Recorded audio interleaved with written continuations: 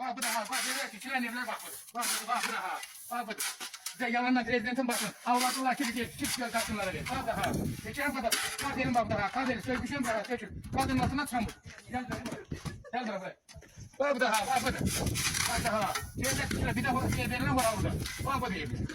Az beresinin yer ama gel bu başa. Gel. Gel buraya. Bak bu da ha. Bir de verilen bak bu da. Ha. Sökün. Bak bunun içinden inci yapıyor.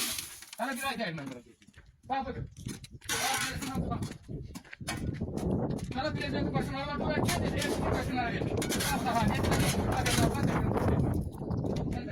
Burada da yapan söyle. Bak daha. Bak bakın. Bak daha. Kaşınlara verilen bir bak bakın. Bir ay değil ben yaşayan bunun içinde. Bak bunu mavi verilen diyorlar. Bak daha. Prezidentin en altına tökülür.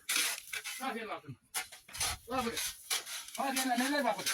Bundan hala biraz daha bu içinde yaşadık. Geçiyor şeyleri. Gelin. Mesela kaçırırım bana şey kanser gönderin gelsin ne karakterim. Baksın. Şöyle yalan diyemiyorsa geçiyor. Bak daha.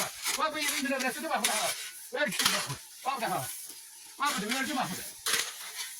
Ondan sonra evin üstünden damır. Kahve gedik şeyin üstüne. Bak bunun doğru diye içeriye ben. Zarar ver. Yatak otanı doğru. Bak bu. Kime de diyesen diyene sabrine düşene de sabrine düşene. Hava kim sever olur. Kime yanlışlar hamsa da hamın içinde. Bak bu. Bunu bana bir gördüğün var.